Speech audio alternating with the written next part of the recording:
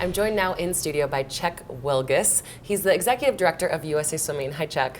Hi, Aria. When we're looking forward at the next 5 to 10 years, what kind of things are you looking at? Wow. I hate to say this because some people will, be cynical, but I really believe our best years are ahead of us. I think the next 10 years are going to be full of excitement. We have 3 core objectives: build, promote, and achieve. Build the base, promote the sport, achieve success. So when I look at each of those, in terms of building our base, I think we're going to become just a lot more local in the things we do. A lot more things related to education and support for our coaches, support for our clubs. In terms of promoting the sport, it's all about digital, it's social media. It doesn't mean we won't still put our events on television, because that's really important too. But I think we're going to be in a real good position with the way we promote the sport. And third, achieving success. We're seeing the changing the guard right now, and I'm a lot less worried now than I was 10 days ago because of what we've seen. It's incredible. And we heard this last night from Simone Manuel. She said, she won an Olympic gold medal in the 100 freestyle, and she said, this is because of all of the people that came before me, and it's in hopes of inspiring the next generation that's to come.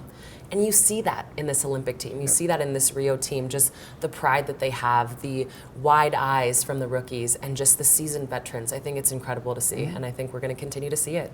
Yeah, I think, and I think the rookies also see it in the veterans, that they almost feel as though they have a responsibility to help promote the sport. Yeah.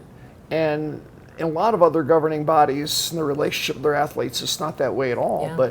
But here at swimming, it's a partnership, and we're all in it together. We have different roles, and we're here to support the athletes. I mean, they're the point of the spear, and so we're here to support them.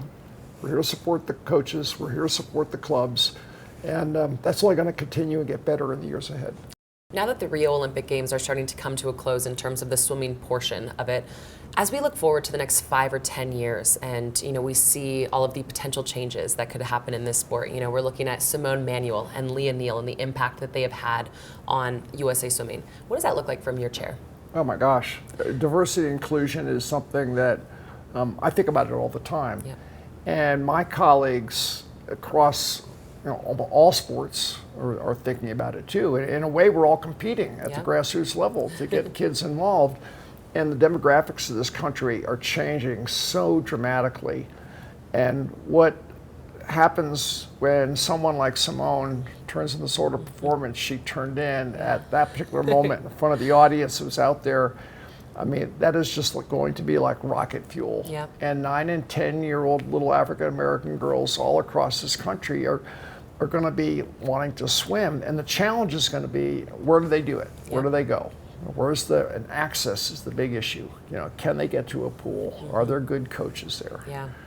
No, it's going to be so amazing to watch. And, we were watching the internet last night. We've been using #SwimUnited to keep track of everything. And the amount of love that Simone received, I'm so excited for this impact. And one of the things that she said that we talked about already, too, is just how many people came before and how many people will come next.